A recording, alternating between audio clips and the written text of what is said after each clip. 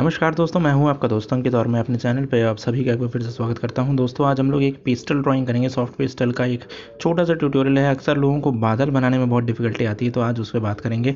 और यहाँ पे मैं जो कलर्स यूज़ कर रहा हूँ वो है ये मोंगियो के गैलरी वाले, जो मेरे पास मैंने पहले आपको दिखाया हुआ है कई बार।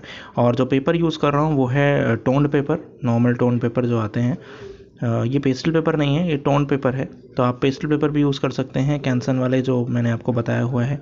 पिछले ट्यूटोरियल्स मैंने देख सकते हैं सॉफ्ट पेस्टल के। अगर आपको कोई डाउट हो इसके बारे में, तो हम सबसे पहले एक होराइज़न को ड्रॉ कर रहे हैं। यहाँ पे मैं एक रिवर सीनरी और सनसेट होता हुआ है वहाँ पे, सनसेट या सनराइज़ जो भी बोल लीजिए, वो होता हुआ है उस तरीके के कुछ ड्रॉ करेंगे और देखेंगे कितने रिजल्ट्स मिलते हैं। तो अभी बेसिकली बात होगी स्काई के ऊपर कि स्काई को कैसे हमें फिनिश करना चाहिए, और बाकी चीज़ों को मैं ऐसे ही जल्दी से रैप कर दूंगा, क्योंकि मेन फोकस अभी हमारा यहाँ पे स्काई को ड्राइंग का रहेगा कि स्काई कैसे ड्रॉ कर रहे हैं और उसमें जो बादल वगैरह होते हैं उसको कैसे ड्रॉ कर सकते हैं आसानी के साथ। और यहाँ देखिए मैं बर्न्ड कैरामिन को यूज़ कर रहा हूँ। वैसे ये कलरों के नाम पे मत जाइए, बस ये सोचिए क्योंकि हो सकता हो आपके पास इतने शेड्स के कलर ना हो, तो जो भी आपके पास कलर है ये इस तरह से थीम बनाइए कि डार्क कलर को वहाँ पे रखिए। जैसे डार्क रेड है सपोज़ आपके पास, तो डार्क रेड भी रख सकते हैं।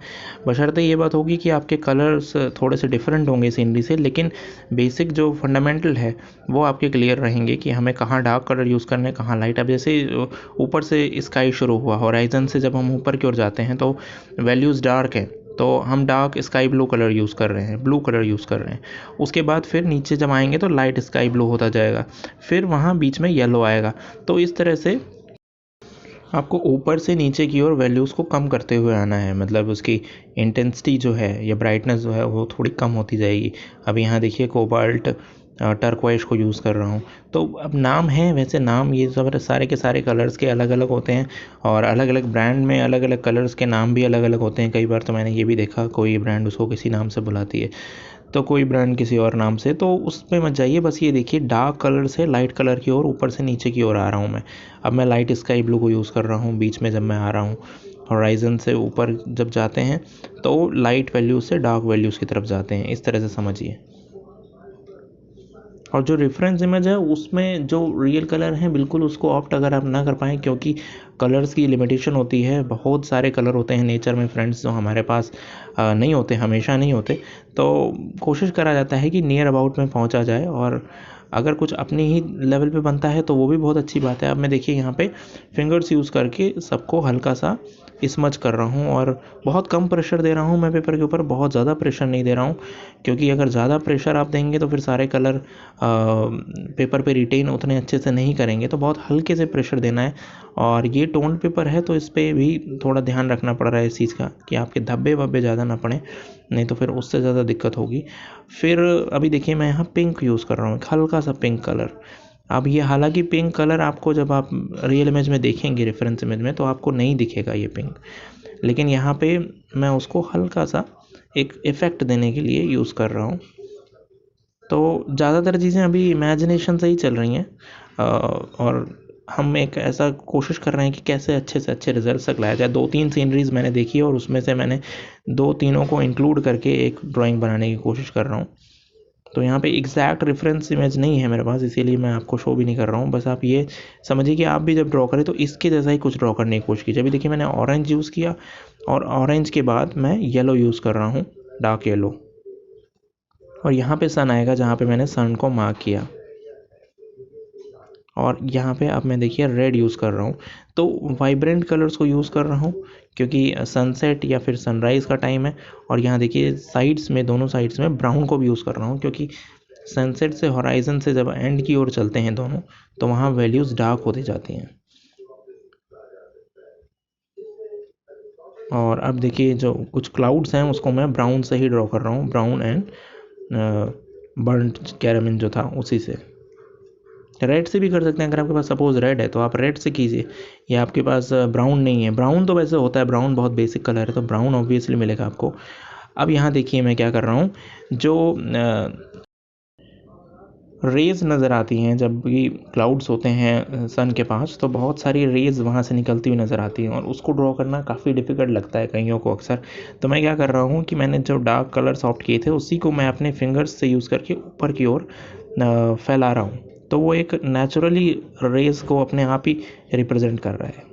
ये बहुत ही ईजी तरीका है और बहुत ही ट्रिकी तरीका है। ये मतलब एक टेक्निक है जो आप यूज़ कर सकते हैं जब आप पेस्टल्स में ड्रॉ करते हैं। तो अदर कलर्स में तो फिर वो अलग तरीके से होता है, बट यहाँ पे आप बहुत आसानी से उसको ईजाद कर सकते हैं।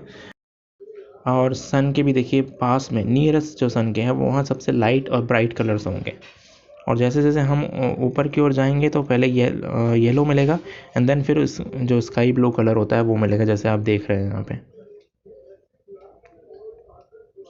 अब मैं क्या करूँगा, इन्हीं वैल्यूज़ को और इन्हेंस करूँगा और बढ़ाऊँगा जो रेज़ हैं। और जो तो जितना ज़्यादा आप वैल्यूज़ को बढ़ाएंगे उतना ही ज़्यादा आपके और ज़्यादा इंटेंसिफाइड कलर्स मिलेंगे, ब्राइट कलर्स मिलेंगे। अब बस उसमें डिटेलिंग करनी है। मैं यहाँ पे कोई पेस्टल पेंसिल नहीं यूज़ कर रहा हूँ, सॉफ्ट पेस्टल से ही मैंने ज़्यादातर काम किया है इसमें अभी तक जो आप देख रहे हैं। तो अक्सर लोग सोचते हैं कि अगर हमारे पास पेस्टल पेंसिल नहीं है तो हम पेस्टल पेंटिंग नहीं कर सकते, लेकिन यहाँ पे बहुत अच्छा आप एक एग्जांपल देख सकते हैं कि आप बहुत खूबसूरत पेंटिंग्स कर सकते हैं खाली पेस्टल होने से भी। अब यहाँ देखिए मैं ब्लैक यूज़ कर रहा हूँ डार्क कलर्स के लिए, जो दोनों साइड्स में हॉराइज़न के साइड्स में है, एंड्स में कहा जाए तो। और देखिए कलर्स को मिक्स करने के लिए मैं एक बहुत लाइट येलो कलर यूज़ कर रहा हूँ, मतलब ऑफ वाइट कलर कह सकते हैं उसको। तो फ्रेंड्स देखा आपने कितनी अच्छी तरीके से यहाँ पे हमने इजी तरीके से बिगिनर्स के लिए, ताकि समझ में आया कि हमने यहाँ पे क्लाउड्स को ड्रॉ किया एक बहुत ही अच्छे इफ़ेक्ट के साथ। तो चलिए थोड़ा सा जूम करते हैं और देखते हैं कि एक्चुअल में हो क्या रहा है। तो आप बहुत ध्यान से यहाँ देखने की कोशिश करिए, मैंने स्लो डाउन भी किया है इसको और जूम भी किया है कि देखिए कि बहुत हल्की हल्की वहाँ पे मैं लाइंस को क्रिएट कर रहा हूँ, थोड़ी डार्क लाइंस और थोड़ी लाइट लाइंस, ताकि वहाँ पे एक अच्छा सा इफेक्ट क्रिएट हो सके। तो मुझे लगता है कि आपको ये पसंद आया होगा, समझ आया होगा जो बताने की मैंने यहाँ पे कोशिश की है। और मुझे लगता है कि आपको ये पसंद आया होगा। और अब मैंने इस पेंटिंग को आगे चल के फिनिश भी कर दिया था, हालांकि वो मैंने वीडियो रिकॉर्ड नहीं किया क्योंकि मैं नहीं चाहता था कि आपको एक ही बार में ज़्यादा चीज़ें कंफ्यूज किया जाए। इसलिए मैंने सोचा कि पहले अभी क्लाउड्स पे बात करते हैं, आगे चल के फिर हम अभी रिवर पे भी बात करेंगे। नेक्स्ट ट्यूटोरियल जब इसका बनाएंगे तो रिवर पे बात करेंगे कैसे रिवर को फिनिश करना है। और डिटेल्स तो हम कितनी भी ज़्यादा कर सकते हैं, जितना आप इस पर काम करते जाएंगे तो आप रिवर का एक एक वेव न दिखा सकते हैं, इतनी तक डिटेल कर सकते हैं इसमें। खैर लेकिन वो अभी जो बिगनर्स के लिए ट्यूटोरियल है तो फिर वो बिगनर के जैसे ही बनाते हैं, उसमें बहुत ज़्यादा डिटेल कर दूंगा तो फिर थोड़ी सी डिफ़िकल्टी हो जाती है। तो अभी मैं कोशिश यही थी कि जो किड्स वगैरह ड्रॉ करते हैं, बिगिनर्स हैं, उनके लिए ईजी रहे।